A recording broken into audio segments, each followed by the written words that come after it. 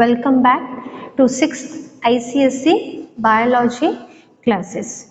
So children, in our previous class, we studied about the pollination, we studied about the types of pollination, that is self-pollination and the cross-pollination, and we are studying about the agents of the pollination. So already we studied about the entomophily, anemophily. Okay, so we studied about these two, right? So entomophily, it means that this is the pollination which occurs. Okay, this is the pollination which occurs by the insects. It is called as the entomophily, and we studied what are the characters of the plants, and we studied about the anemophily. So anemophily means that if there is a transfer of pollen grain, if there is a transfer of pollen grains from the anther to the stigma, right? If there is a transfer of pollen grains from anther to the stigma of other flower through the air, then such type of the pollination is called as anemophily, right children? And we also studied about the characters of the plants. In that we studied that the plants they should be colorless, odorless, right? Obviously they should be colorless because here they are not attracting, because here the pollination occurs through the air. So the flowers are colorless, they are odorless, and when it is carried by the air, then children, obviously the pollen grain should be lighter and the dusty so that they can flow along with the air, right? Then the calyx and corolla are absent, the calyx and corolla is absent, right? And what else they should have? The stigma of the plant should be hairy so that it can catch the airborne pollen grains. And in this one, the abundant production of the pollen grains. Why there is abundant production of the pollen grains? Because most of the pollen grains will goes as a waste. Hence there is a need that they should produce a large number of the pollen grains, right? So these are the few characters of the anemophily that we already studied. Now next we will move to the another type of the pollination, which is called as a hydrophily. See here, the name itself suggests this one, hydro. Hydro means what? It refers to water. It refers to what? Water. So how you will define the hydrophily? So it is the transfer. It is the transfer of pollen grain. It is the transfer of pollen grains, right? Pollen grains from anther to the stigma of another flower through what? If through water, then such type of pollination is called as hydrophily, right children? Understood what do you mean by the hydrophily? In a simple word, if I will say that it is a type of pollination which occurs through the water. The agent is here water, is called as hydrophily. Now what are the characteristics of the plants? Now what are the characteristics, right? Now in case of the hydrophily, the plants, okay, the pollen grains should be, the pollen grains must be unwettable, right? They must be unwettable. They should swim in the water, right? They should swim in the water. They should be swim in the water, and they must be long and filamentous. They should be long and filamentous. right? So here the pollen grains are long and filamentous, they are unwettable and they should be capable to flow in the water. Now, so usually the male flowers, see the male flowers are detached from the plants. They are detached from the plants and they swim into the water and reaches to the female flower. Okay, so the male flower will be detaches from the male plant, okay, and go and reaches to the female flower, okay, and then the fertilization will be takes place. Now the female flowers, here the female, in the female flowers the stigma, the stigma should be well exposed, right children? Here the stigma should be large, the stigma should be large, it should be sticky and it should be well exposed, it should be well exposed, right children? See here the female flowers, in the female flowers the stigma should be large, the stigma should be large, it should be sticky, yes it should be sticky so that the pollen grains come and stick to the female flowers. It should be large, sticky and it should be well exposed, right? These are the characters of the hydrophily and you can see this in the plants such as in Vallisneria, right?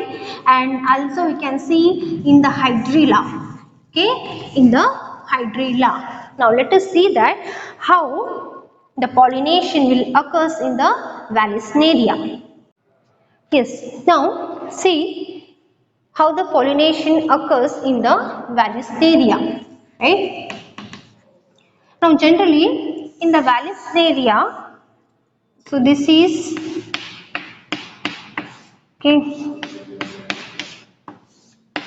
and obviously hydrophily means these are seen in the aquatic plants, and this is the surface of water, okay, this is the surface of water, and generally the plants, the particularly the male plant, okay, the male plants are submerged into the water, okay, whereas the female flowers are long, yes, see here like this one, this is a male flower, male plant, and this is the male flower, okay, so this is a male flower. Okay, so this male flower remains submerged into the water. It means that it is under the water. Whereas in case of female flower, right? So female flowers are here. Okay, like this one. This is female flower with a long and slender stalk, right? So this is a female, this is a female flower, okay children? So in Vallisneria, generally this is a plant that you see in the aquarium, okay, in the aquarium, you know that in house, in your home you are having the aquarium, right? In that you will see some aquatic plants. So generally for the show purpose also they are using the Vallisneria in the aquarium, right? So here the male flowers are submerged and the female flowers are having a long, okay, a long and slender stalk, and these female flowers are exposed to the water, upper surface of the water. Now this female flower will be detached. Detached means it will be separated. It will be separated and it will swim.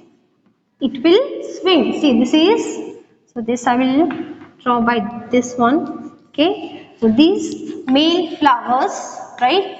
So these male flowers, they will detach from the male plant. They detach from the male plant, they swim and reaches to the female flower, right? So when they reaches to the female flower, then what happens? The fertilization will be takes place. Now see, when these male flowers comes, obviously the male flowers, in sense that they are having the male gametes which are called as the pollen grains, right? So to receive these pollen grains from the male flower, obviously here in the female flower, the stigma should be large, it should be sticky, and it should be well exposed, right, so that it can receive the pollen grains. Okay, so this you will see in the Vallisneria. So you have to remember, so they are having the individual separate plants, right children? Okay, these are the roots. The female flower is separate, the male flower is separate, right? So male flower will be detaches, it spins and goes and reaches to the female flower. And in the female flower, the stigma is large and sticky to receive the pollen grains, and then the pollination takes place. Now, next we'll move to the last part, that is ornithophily. So, in the ornithophily, so this is ornithophily, right? So, this is a type of the pollination. It is a type of the pollination which occurs by the birds. Such type of the pollination is called as ornithophily. So, how you will define the ornithophily? The same, right? The transfer of pollen grains, right? The transfer of pollen grains from anther to the stigma, of other flower or of another flower through birds, right? Such type of the pollination is called as ornithophily, right children? Now let us see what are the characters of the plants. Okay, so if the pollination should be occurred by the birds, so obviously the plants should have a large flower, right? They should have a large flower, right? And the plants or the flowers should have colorful, right? They are brightly colored. Right? And they should produce the nectar.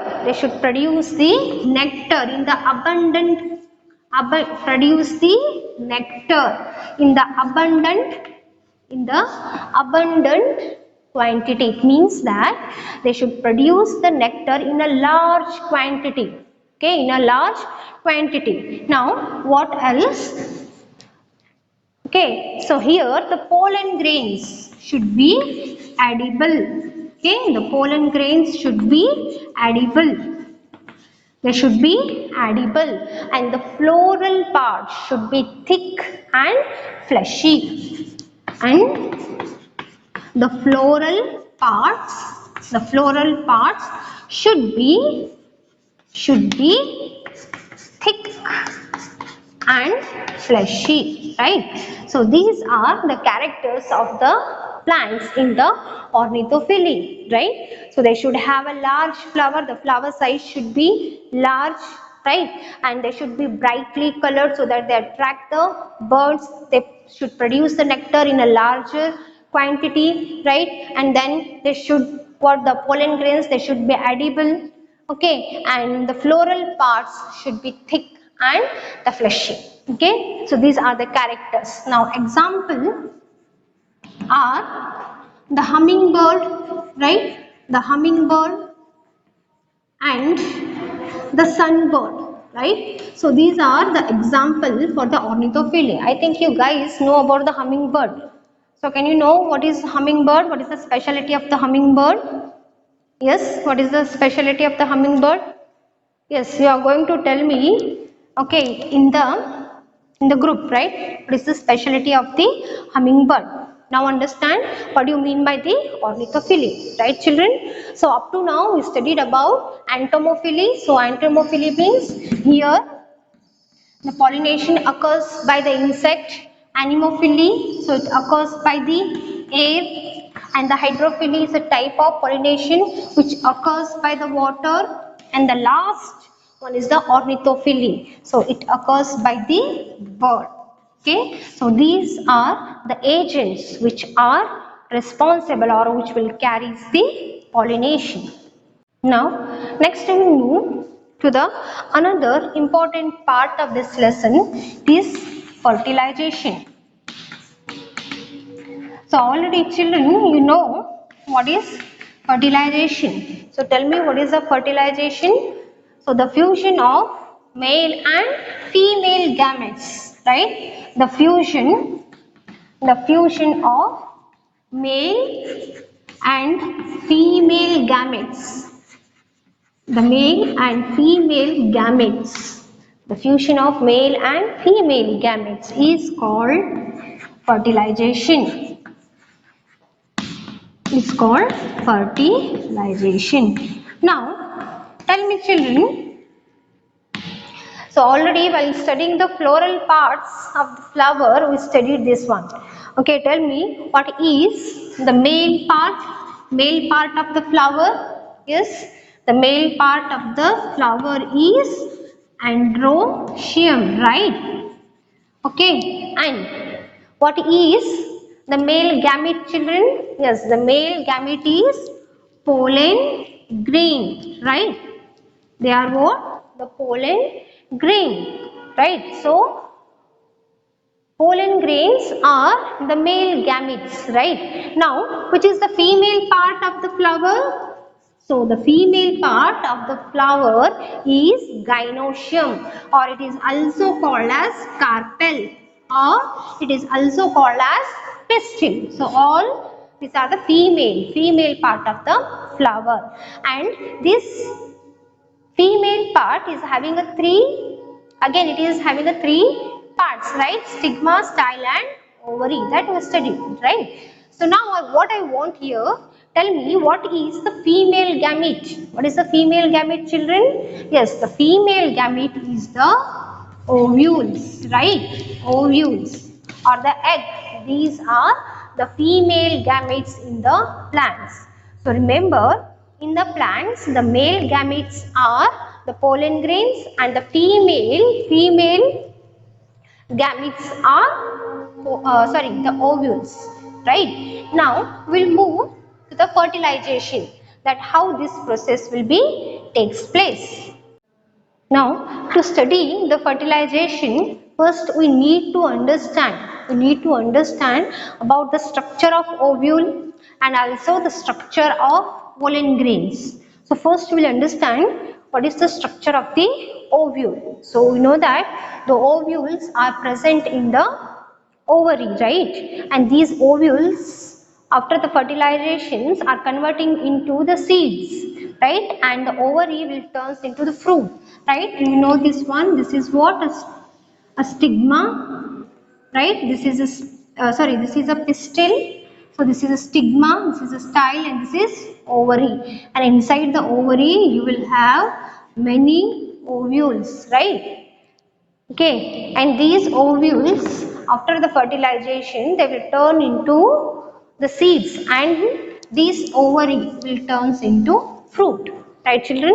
Now if you want to study the fertilization, first we need to know about the structure of the ovule. So ovule is present in the ovary, and this ovule is protected by one or two coverings. Here the ovule, okay, the ovule is protected by protected by like this one. Okay, so these are protected by the structure called as the integument, right? So this is called as integument, right? So ovules are having a protective covering called as the integument. Now this integument is having a opening, and this opening is called as micropyle. Okay, this is called as what? Micropyle. So remember, this is the structure of the ovule. The ovule is having the protective covering called as the integument, right? And this integument, it is having an opening which is called as the micropyle, and from this micropyle only the pollen tube will be goes here, right? So you will study that in the fertilization. Now just understand there is a opening, and that is called as the micropyle. And at this micropyle region, near to the micropyle region, there are three cells are present. Okay, here there are three cells are present. Okay, see, inside the ovule there is the embryo sac. Inside the integument, this is called as what? Embryo sac. Okay, so this embryo sac is protected by the integument. So inside this one we will get the embryo sac, and in the embryo sac, at the micropylar region, at the micropyle, okay, we are having means the plant is having the three cells, right?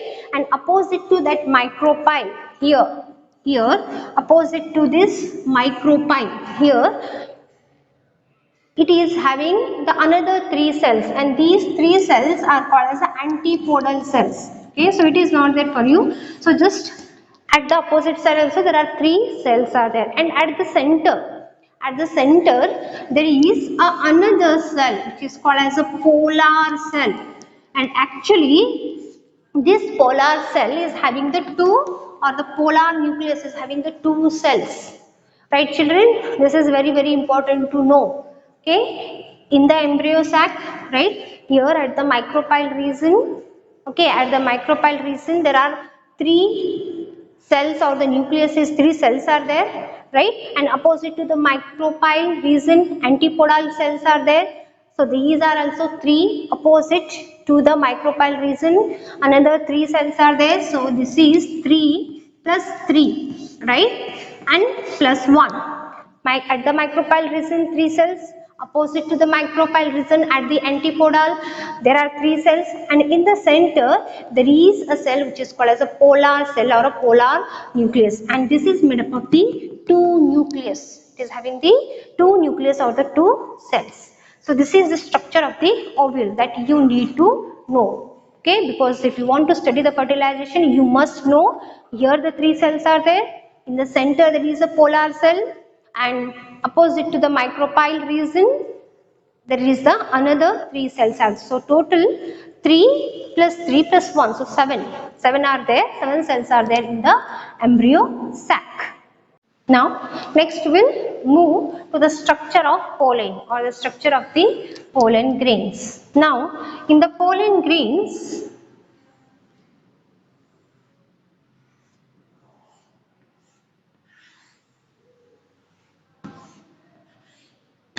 so it is having a double cell wall. So the outer is called as exine, and the inner is called as the intine, right? So it is a double wall. It is having a double wall. The outer is called as exine. Okay, the outer is called as exine, and the inner one is called as the intine, right? So, and here there are two nucleus. There are two nucleus are present in the pollen grains. One is called as the tube nucleus. One is called as tube nucleus, and the another one is called as a generative, and the another one is called as a generative nucleus. So understand the structure of the pollen grains. So pollen grains, it is a double walled structure. So outer wall is called as exine and the inner wall is called as the intine, right? And at the center, and they are having the two nucleus. One is called as a tube nucleus and one is called as the generative nucleus. So this tube nucleus will helps in the formation of the pollen tube, whereas this generative nucleus will be divides. Again, it will be divides into the two nucleus, right? Up to now, understand this one. What is that structure of the pollen grains? Double wall, outer exine, inner intine, the two nucleus, right? One is tube nucleus and one is the generative nucleus. Now, let's move to the fertilization. Now, in the fertilization, so this is this part, this is a stigma, right? It is a stigma, and this is style, and this is ovary, and inside the ovary this is called as ovule, right? And these are what? These are the anther, right? And this is filament. So together anther and filament we call this as a stamen, right? So overall this structure is the stamen, right? And here, okay, so already I told you the structure of the ovule. Inside the ovule, here this region. So this region which is having a opening, it is called as what? Micropyle. And this ovary, ovule, this ovule is protected by the covering called as the integument, right? Now here there is an opening which is called as a micropyle.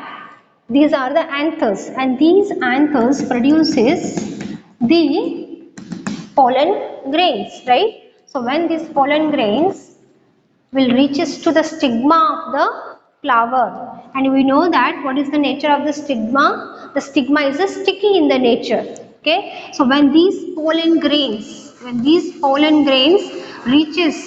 to the stigma, when they reaches to the stigma like this, now this is one pollen grain, okay? So this pollen grain, I told you the structure of the pollen grains, right? So in the pollen grains there are two nucleus are there. One is called as a tube nucleus and another one is called as a generative nucleus. Okay, so this tube nucleus and this tube nucleus help in the formation of this pollen tube like this one. See children, like this one, a pollen tube is formed here, and this pollen tube goes to the micropyle and then it will enter into the ovule, right? See, this is a pollen tube, okay? So this is a pollen tube, right? Okay, I will show here. This is a pollen tube, right children? And this pollen tube will come and reaches to the micropyle. So micropyle is the opening in the ovule, right? And reaches to the ovule. Now, there is another nucleus which is called as a generative nucleus. So this generative nucleus will produces the two male nucleus. It produces the two male nucleus. So through this pollen tube, these male nucleus will come and reaches to the micropyle, and then there comes to the ovule. Now one male nucleus will be fuses with the one cell. Here at the center there is a cell. So this cell will be fuses. So one cell or one male nucleus is fuses with this cell, and the another will be fuses with the polar cell or a polar nucleus in the ovule, right children? What happens in the pollen grains?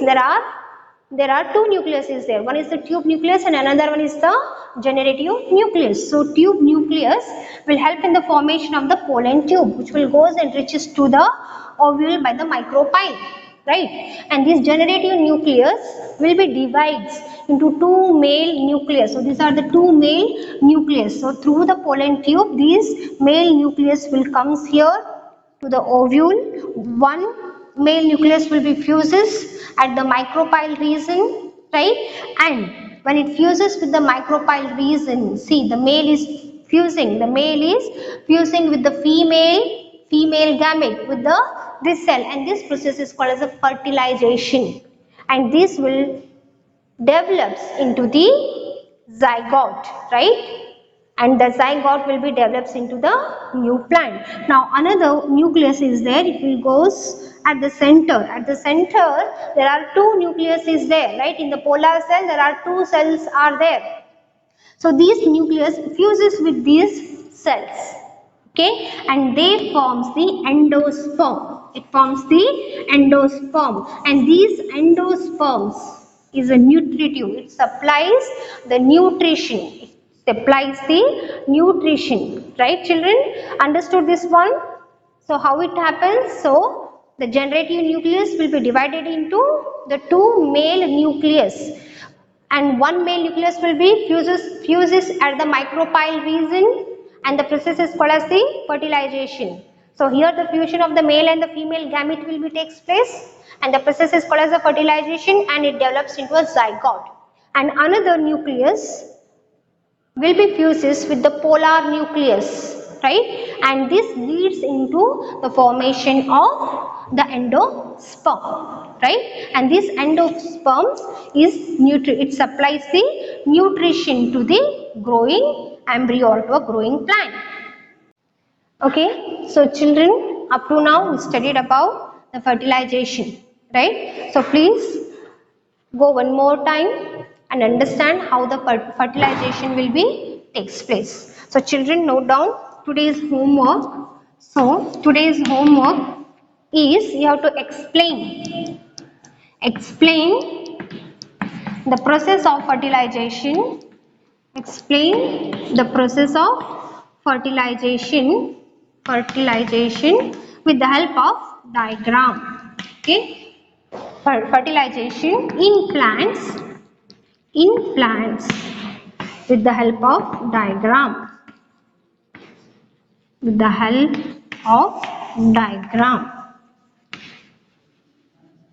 Right? So thank you children. We will meet in the next class.